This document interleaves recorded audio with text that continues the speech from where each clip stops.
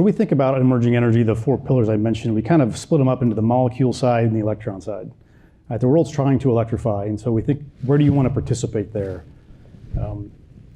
We decided that the solar and the wind, those are ideas good for somebody else. We may participate, we may have it in our backyard behind the meter, but let somebody else build that.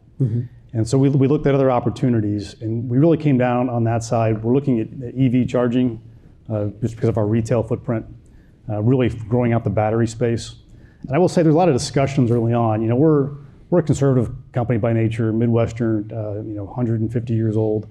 So the question a year ago was, can we really actually be fast followers anywhere? Can we be leaders anywhere? And I think we actually even surprised me a little bit. Credit to our executives being willing to move this fast when we brought them ideas. So we invested in Novonix, in batteries. Right? It's an Australian company. They've just domiciled. In fact, they're ringing the bell today on the exchange. So it'll be traded here in the US. So we're now the largest owner of Novonix. They're going to be the first at-scale anode production facility for EVs in the United States. You hear Elon Musk complaining all the time about, you can't put tariffs on the Chinese anodes, I'll never be able to build my Teslas. It's not true, right? And so our Lake Charles refinery makes this premium needle coke. It's the only place in the US you can buy that at scale. And you have to have that for these anodes. And so we were the first ones to move and do that here in the US. Jumping on kind of more onto the molecule side, we were the first ones really to move on a full-scale conversion of a refinery. California decided we're kind of tired of running crude oil, right, at the scale we are. We have a great asset out there, what else can you do?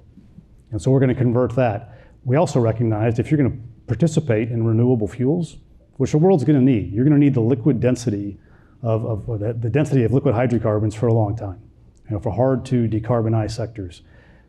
But there's a risk. You convert a refinery, where are you going to get the feedstock?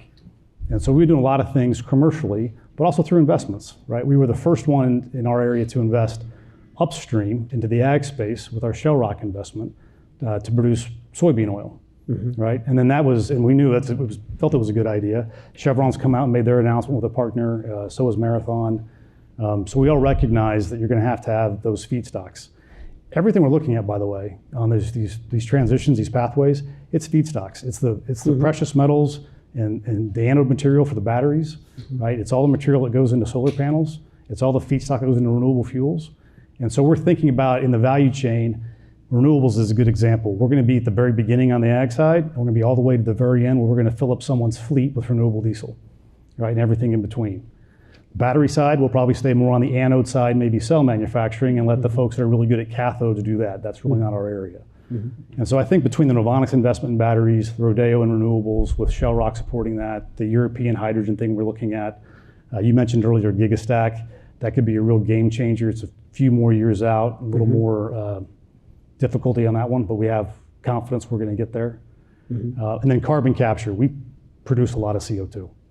Right, so we have to decide then with these carbon capture hubs that are being postulated and supported by the government, where can we be a participant? Where can we be a leader on those things? And I think you'll hear more in the next 3 to 6 months. We've got some ideas and some partnerships we're looking at. They're going to be, I think, real needle movers.